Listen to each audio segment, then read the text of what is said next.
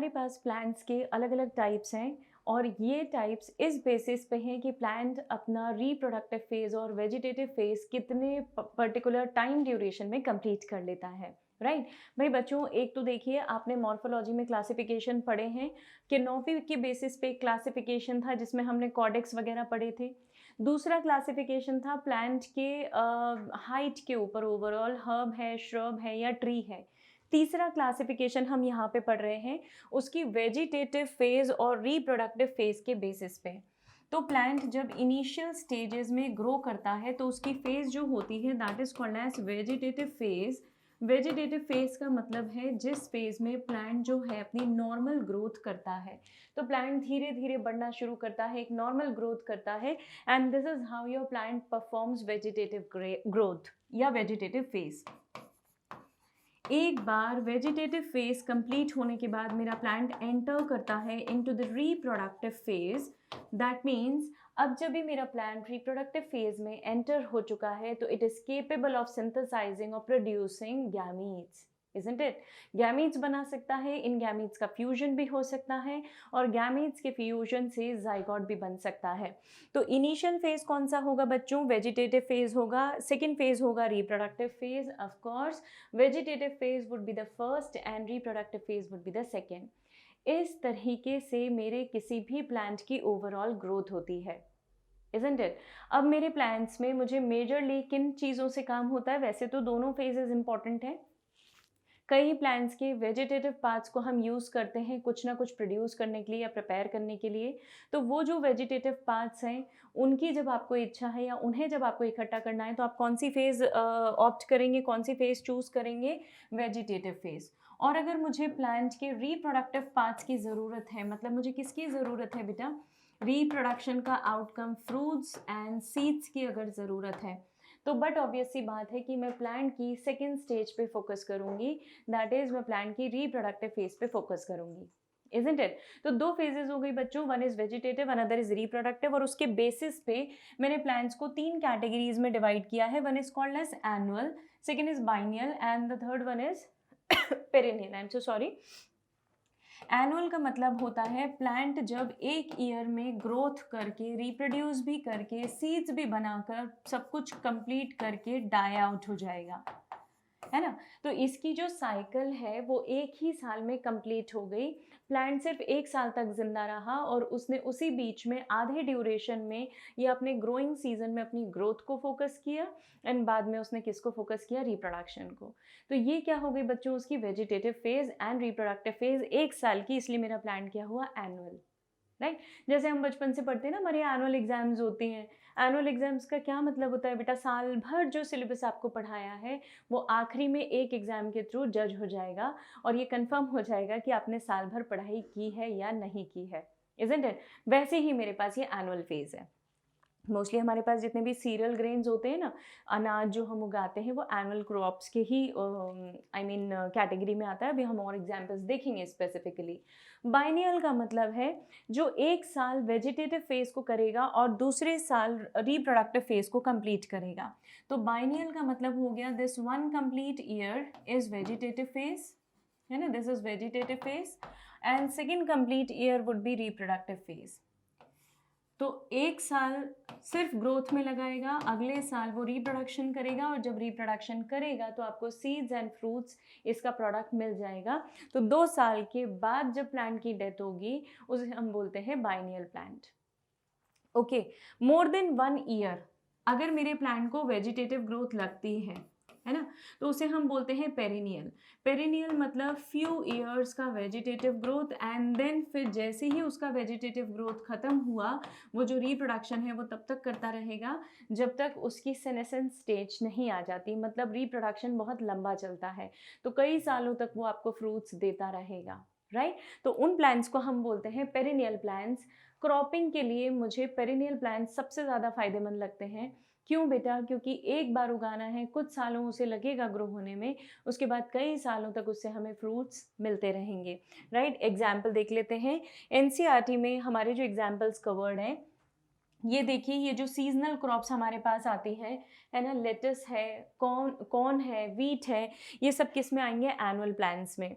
Biennial plants मतलब जैसे reddish है, कैबेज है, अनियंस हैं, इसलिए इन क्रॉप्स में जो कहना चाहिए जो कमर्शियल एस्पेक्ट है वो बहुत ज़्यादा जुड़ा हुआ है। आप देखें तो कंपैरेटिवली दे आर कॉस्टली, है ना, not all but majority of them they are costly. Spinach हमें बहुत कॉमनली मिल जाता है, आजकल तो वैसे कैरेट भी हमें पूरे साल मिलती है, तो अब वो बार ख़त्म हो गया है कि बाइनियल है तो 2 साल बाद ही मुझे क्रॉप मिलेगी। तो किसान को फ़ायदा कैसे होता था बेटा पहले? एक साल वो एक क्रॉप से फ़ायदा उठाता था, दूसरे साल वो दूसरी क्रॉप से फ़ायदा उठाता था। मतलब खेतों में हमें एक से ज़्यादा क्रॉप्स को या ज़मीन को हमें डिवाइड करके एक से ज़्यादा क्रॉप्स को साइमल्टेनियसली ग्रो करना पड़ता था। वरना कैसे चलेगा ना, आप खुद सोचिए 2 साल लग रहे हैं। मतलब इस साल तो मेरा पूरा खेत ऑक्यूपाइड है, प्लांट सिर्फ़ ग्रो कर रहा है, अगले साल मुझे उसके फ्रूट्स मिलने वाले हैं, तो अगले साल ही मुझे बेनिफिट होगा। तो ये तो नुकसान वाली बात हो गई ना, 1 साल तक कैसे घर चलने वाला है।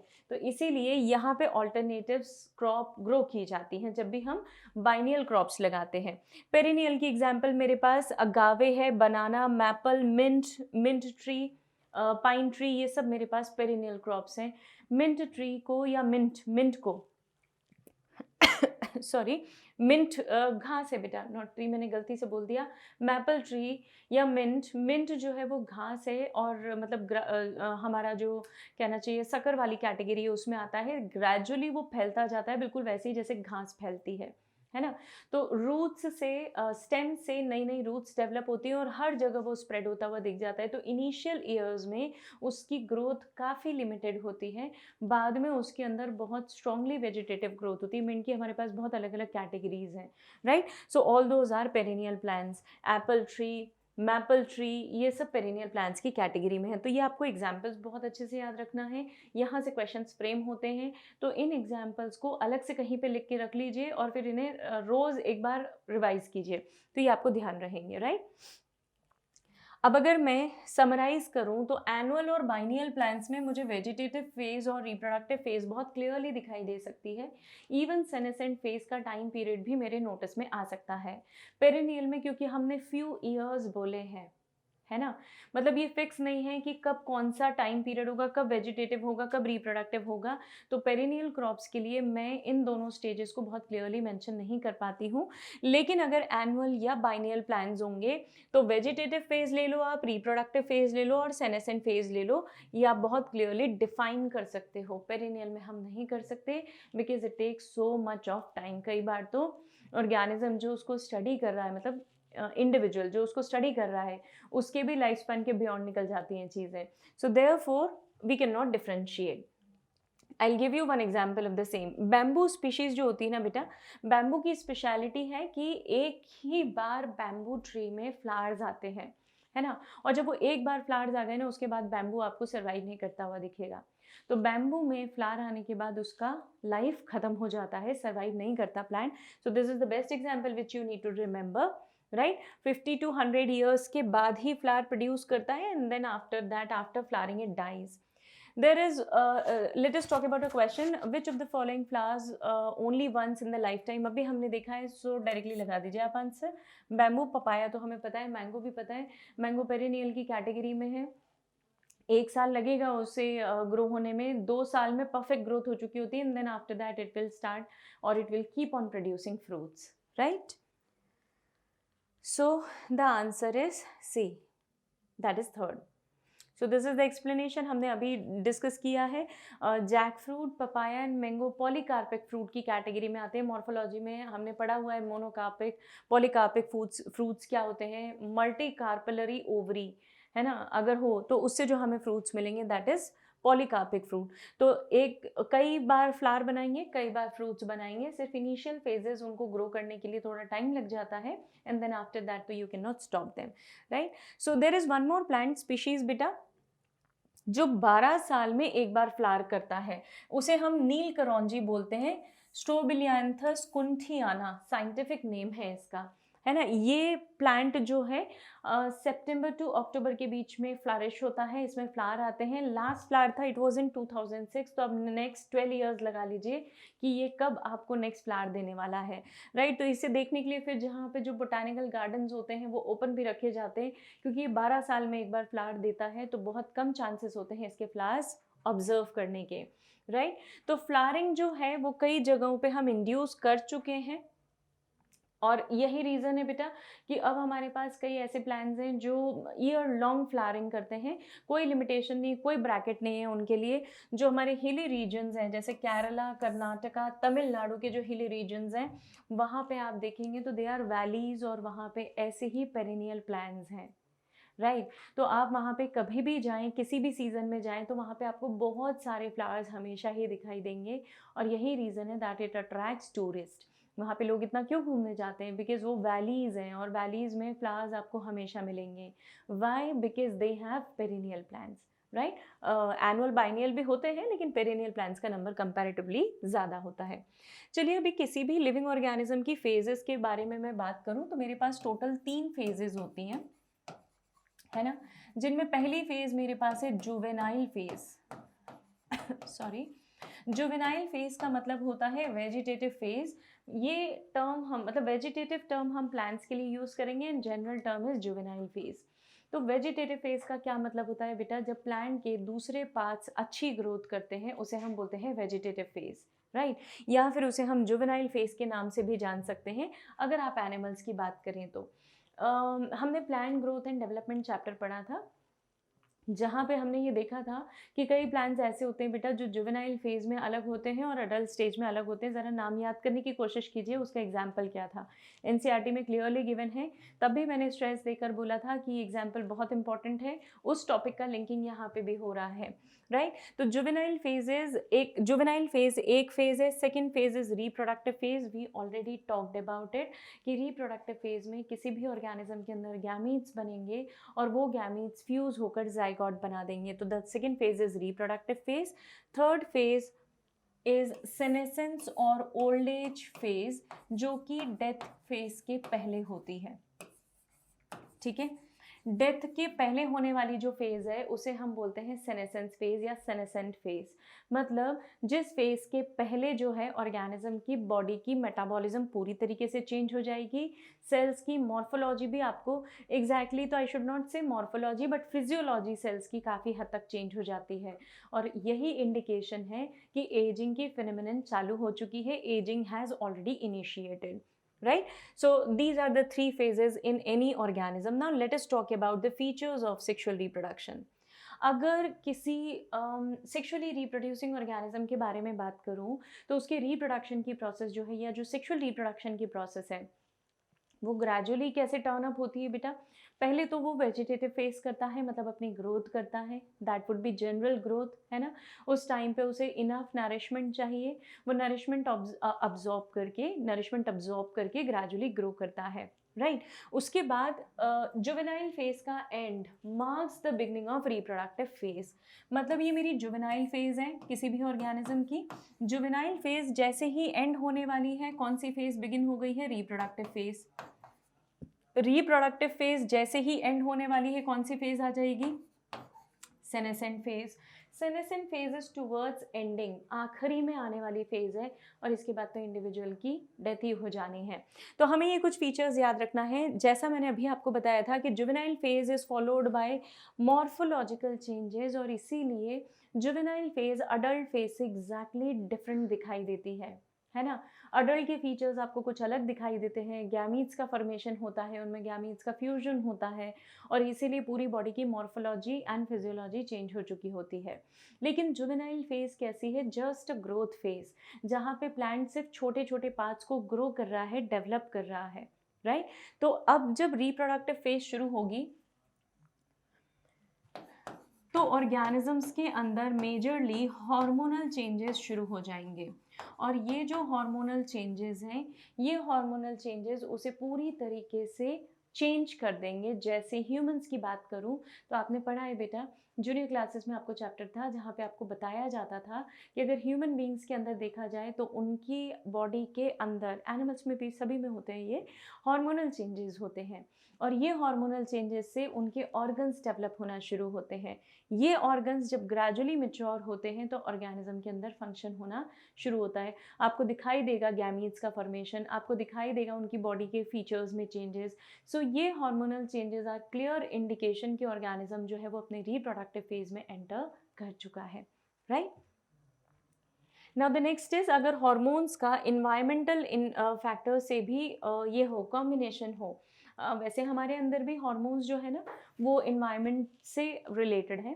आप जब रात को रात को हमें स्लीपी क्यों लगता है, हमें नींद सी आनी क्यों लगती है ना, या अगर मान लीजिए किसी दिन सूरज नहीं निकला है तो क्यों आपको नींद आती है, क्लाउडी डे में क्यों आलस जैसा लगता है, उसका रीज़न है हार्मोन, है ना। आप कोशिश कीजिए फाइंड करने की कि ऐसे कौन से हॉर्मोन्स हैं जो रात को एक्टिवेट होते हैं और जो आपके अंदर स्लीप इंड्यूस करते हैं। आप किसी टाइम पे बहुत जॉली फील करते हैं, बहुत खुश होते हैं, नॉर्मल, सब लोग नॉर्मल है, ऐसा कोई खास खुशी का मौका नहीं है, बट फिर भी हम इंटरनली बहुत अच्छा फील करते हैं। It is again due to hormone. तो आपकी बॉडी पूरी केमिकली कंट्रोल्ड है, हार्मोन से कंट्रोल्ड है। हमें स्लीप पैटर्न्स जो हैं, जो स्लीप पैटर्न्स हमारे अंदर डेवलप होते हैं वो भी पूरी तरीके से हॉर्मोन्स के कंट्रोल में है, राइट। तो ये जो हॉर्मोन्स हैं ये एनवायरनमेंट से भी अफेक्ट होते हैं। हमारे अंदर तो वो इमोशन से रिलेटेड ज़्यादा हो जाते हैं, लेकिन लोअर एनिमल्स में तो बेटा जेंडर के चेंज होने पर, जेंडर के चेंज होने तक का ही डिसीजन ये हॉर्मोन्स प्लस इन्वायरमेंटल फैक्टर्स ले लेते हैं। So it is quite significant, है ना, I mean to say that it is quite significant. Even behavioural expressions जो है ऑर्गेनिजम्स के, वो भी चेंज हो जाते हैं अगर किसी ऑर्गेनिज्म के अंदर सेक्सुअल मैच्योरिटी दिखाई दे रही हो, इजंट इट। अगर ऑर्गेनिज्म सेक्सुअली मैच्योर है तो उसके अंदर हॉर्मोन्स का जो इन्फ्लुएंस है वो आपको दिखाई देगा, and accordingly you can make out that this organism has crossed this particular phase. ये साइकोलॉजिस्ट करते हैं बेटा बेसिकली, हमें तो नॉर्मली इन चीज़ों की ज़रूरत नहीं है, हम किसी को उस एस्पेक्ट पे जज करके कुछ नहीं कर पाएंगे, but psychologist they can, they do in fact. वो क्या करते हैं, एज आपकी जो पूछी जाती है, एक डॉक्टर पूछता है और एक साइकोलॉजिस्ट पूछता है, इन दोनों को ईमानदारी से एज बतानी चाहिए। कारण वो आपकी एज से आपकी बॉडी को जज करने की कोशिश करते हैं, and that is the reason why they ask your age, ताकि वो अकॉर्डिंगली प्लान आपको दे पाएँ। ओके। तो जो इन्वायरमेंटल फैक्टर्स हैं वो कुछ इस तरीके से अफेक्ट करते हैं। आइए नेक्स्ट पॉइंट पे चलते हैं। हम अगर बर्ड्स की बात करें बेटा, तो बर्ड्स को आपने देखा होगा कि दे ले एग्स सीजनली, है ना, हमेशा एग लेइंग कैपेसिटी में नहीं होते हैं या किसी एक पर्टिकुलर सीजन में ही एग ले करते हैं। क्यों नहीं करते बेटा वो हमेशा एग ले? इसीलिए क्योंकि उनके अंदर वो पर्टिकुलर चेंजेस, जिन चेंजेस के कारण वो रिप्रोडक्शन कर सकते हैं, वो एक सीज़न में ही आते हैं, हमेशा वो चेंजेस नहीं दिखाई देते। तो इसीलिए इनके जो चेंजेस हैं, इनके अंदर जो एग लेइंग कैपेसिटी है, एग लेइंग का क्या मतलब है बेटा, वो एग कब ले करते हैं, जब वो फर्टिलाइज कर चुके हों, है ना, वो फर्टिलाइज कर चुके होंगे तभी वो एग ले करेंगे। और फर्टिलाइजेशन कब होता है, एक पर्टिकुलर सीजन में ही हो सकता है। फर्टिलाइजेशन की process can never be general, right. क्यों बच्चों? क्योंकि इन ऑर्गेनिजम्स की बॉडी का जो मेटाबॉलिज्म है that is perfectly dependent on their season, isn't it. तो इसलिए ये सीजनल ब्रीडर्स के नाम से जाने जाते हैं। लेकिन फिर आपके दिमाग में एक क्वेश्चन और आ रहा होगा मैम, कि अगर कुछ ऑर्गेनिजम्स को मैं देखूं तो ये ऑर्गेनिज्म हर सीजन में कैसे ब्रीड कर पाते हैं? हम कह रहे हैं कि भाई ऑर्गेनिज्म सीजनल ब्रीडिंग करते हैं, तो फिर यहाँ पे कुछ बर्ड्स ऐसी क्यों हैं? स्पेशली पोल्ट्री की बात देखिए, एग्स हमेशा अवेलेबल होते हैं ना भाई। जो लोग नॉन वेजिटेरियन डाइट लेते हैं, क्या उन्हें कभी किसी सीजन के अकॉर्डिंग एग्स मिलते हैं? नहीं ना, eggs are always available. Reason, इन बर्ड्स को हमने इंड्यूस करवाया है बेटा हार्मोन से। तो जब आप हार्मोन इंड्यूस्ड इनके अंदर एग लेइंग करवाते हैं तो ये पूरे साल एग ले कर पाते हैं। अदरवाइज नेचुरली अगर आप जाएंगे तो वो कभी भी इस तरीके से एग लेइंग नहीं करते हैं, हमेशा नहीं करते मतलब। तो birds in captivity as in poultry farms can lay eggs every time or throughout the year just because they have been induced through hormones. उन्हें हमने किससे इंड्यूस किया है बेटा? We have induced them with the hormones, और ये hormones उनके अंदर ओव्यूलेशन की प्रोसेस जो है वो स्पीड अप कर देते हैं। Right, and this is the reason of availability of eggs every time. Fine. जो एनिमल्स जो है एग ले करते हैं, उन एनिमल्स को ओवीपैरस कहा जाता है, और जो एनिमल्स एग नहीं ले करते हुए यंग वंस को बर्थ देते हैं, फॉर एग्जांपल मैमल्स, उन्हें हम विविपैरस बोलते हैं। तो हायर एनिमल्स जो हैं, जैसे मैमल्स हैं, हम हैं, या जो दूसरे एनिमल्स हैं, कैट फैमिली है, डॉग फैमिली है, all of them they are perfect viviparous animal. एक ही मैमल एक्सेप्शन है और आप जानते हैं उसका नाम। मैमल्स में हमारे पास echidna, duckbill platypus and echidna, ऐसे दो मैमल्स हैं जो कि एग लेइंग हैं, जबकि mammals all are viviparous, right. Even एक प्लांट भी है जो विविपैरी शो करता है। Can you remember the name, I mean can you just recall the name? Mangrove forest का एक ट्री है ना, जो अपने अंदर ही प्लांट को डेवलप करता है और उसके बाद वो प्लांट ड्रॉप होकर फिर जर्मिनेट होता है। मतलब प्लांट बन चुका है, प्लांट मेन प्लांट बॉडी की स्टेम पे ही डेवलप हो चुका होता है, बन चुका होता है, फिर वो ड्रॉप होकर और फिर से अपनी रूट्स को स्प्रेड करके एक इंडिपेंडेंट ट्री के फॉर्म में दिखाई देता है, राइट। सो मार्शी फॉरेस्ट या मार्शी एरियाज का ट्री है ये। फीमेल्स जो है, अगर मैं विविपैरी की बात करूं तो विविपैरी में प्लेसेंटल फीमेल्स होती हैं। प्लेसेंटल फीमेल्स का मतलब होता है बेटा the one that will form placenta, है ना। प्लेसेंटा क्यों ज़रूरी है बच्चों? तो प्लेसेंटा इसलिए ज़रूरी है क्योंकि मदर को अपने यंग वन को फीड करवाना है, उसे फूड प्रोवाइड करवाना है, न्यूट्रिएंट्स प्रोवाइड करवाना है। तो जो मदर है वो मदर प्लेसेंटल होगी। प्लेसेंटल का मतलब will be having placenta through which foetus will derive nourishment from the mother, right. So placental females होती हैं, इनके अंदर ओवरीज होती हैं और ओवरीज की एक्टिविटीज से हार्मोन्स बनते हैं। Even they have accessory ducts, जो कि कुछ ऐसे प्रोडक्ट्स बना के हमें देते हैं जो रिप्रोडक्शन के लिए very much needed, they are very much needed for the process of reproduction, isn't it? For example, you know the reproductive system of animals, आपने जूनियर क्लासेस में पढ़ा है एक ह्यूमन मेल का रिप्रोडक्टिव सिस्टम और उसमें प्रेजेंट होने वाली accessory ducts, you are aware of it. वो जो एसेसरी डक्ट्स है ना बेटा, वो सारी डक्ट्स मिलकर एक ऐसा सिक्रीशन पोर करती हैं जिससे स्पर्म्स सर्वाइव कर पाते हैं, ओके। और स्पर्म्स के सर्वाइवल के लिए दैट इज नीडेड।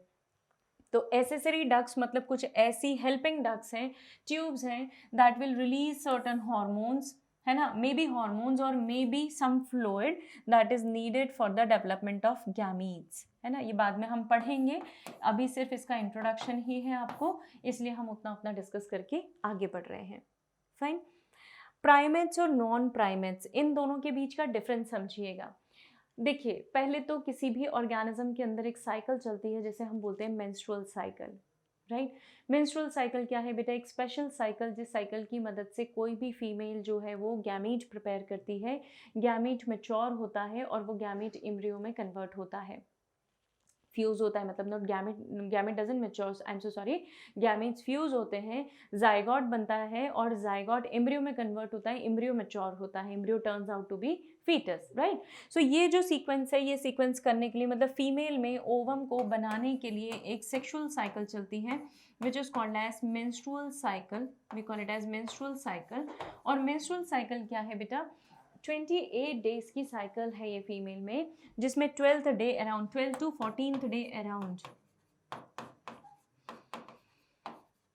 ओवम का रिलीज होना होता है। रिलीज होना होता है मतलब मैं कुल मिला के बोल सकती हूँ कि ओवम जो है वो प्रोड्यूस होता है, सिक्रीट होता है। ये ओवम अवेलेबल हो जाता है फर्टिलाइजेशन के लिए, और इस बीच अगर मेल गैमीट्स की एंट्री होती है तो fusion between male and female gamete can result in zygote formation, right. तो ये जो फीमेल्स के अंदर साइकिल चलती है इसे मेंस्ट्रुअल साइकिल बोलते हैं। ये मेंस्ट्रुअल साइकिल होती है हमारे प्राइमेट्स में। प्राइमेट्स का मतलब होता है humans, monkeys, apes, gibbons, right. Monkeys, apes and gibbons, इन सब के अंदर जो साइकिल है दैट इज मेंस्ट्रुअल साइकिल। इस साइकिल का क्लियर इंडिकेशन है बेटा कि इफ इन केस फर्टिलाइजेशन नहीं अगर होता है, राइट, अगर फर्टिलाइजेशन की प्रोसेस नहीं हो पाई है तो जो एंटायर एक्स्ट्रा लाइनिंग है यूट्रस की that comes out in the form of a flow, right. ये एक फ्लो के फॉर्म में मदर की बॉडी से बाहर निकल जाती है, उसे हम बोलते हैं मेंस्ट्रुअल फ्लो। पर अगर प्रोसेस ऑलमोस्ट सिमिलर हो लेकिन ये जो फ्लो है ये बॉडी से बाहर न आए, है ना, वहीं के वहीं अब्जॉर्ब हो जाए। तो इसे हम मेंस्ट्रुअल साइकिल नाम न देते हुए we call it as oestrus cycle. और ये ईस्ट्रस साइकिल होती है शीप्स, डियर, है ना, रैबिट्स के अंदर, इनके अंदर, रैट्स के अंदर, टाइगर के अंदर, कैट फैमिली पूरी हमारी, काउ कैटल फैमिली पूरी, इन सब के अंदर जो साइकिल होती है that is called as oestrus cycle. Oestrus cycle में वो जो एक्स्ट्रा लाइनिंग है that doesn't comes out, it gets absorb then and there itself in the uterus, वो यूट्रस में ही अब्जॉर्ब हो जाती है, राइट। तो ईस्ट्रस साइकिल किस में याद रखेंगे बच्चों? Non primates. नॉन प्राइमेट्स के एग्जांपल मेरे पास cow, sheep, rat, deer, dog, tiger, पूरा पूरा टाइगर फैमिली एंटायर, राइट। और प्राइमेट्स के अंदर कौन सी साइकिल होगी? Menstrual cycle, where the flow comes out from the body of female, right. So this difference you need to remember, easy है, direct है। सीजनल ब्रीडर्स के बारे में अभी छोटे सा डिस्कशन हमने किया था। सीजनल ब्रीडर्स मतलब जो एक पर्टिकुलर सीजन ही उनका ब्रीडिंग टाइम है, specially that is applicable for birds and dogs. अच्छा, ऐसा करते क्यों है बेटा? हमारे अंदर ऐसी कोई प्रोसेस नहीं होती है, वी आर कंटिन्यूस ब्रीडर, हम पूरे साल ब्रीडिंग की प्रोसेस कर सकते हैं। Mammals, higher mammals, specially humans sorry, इसका रीज़न पता है क्या है?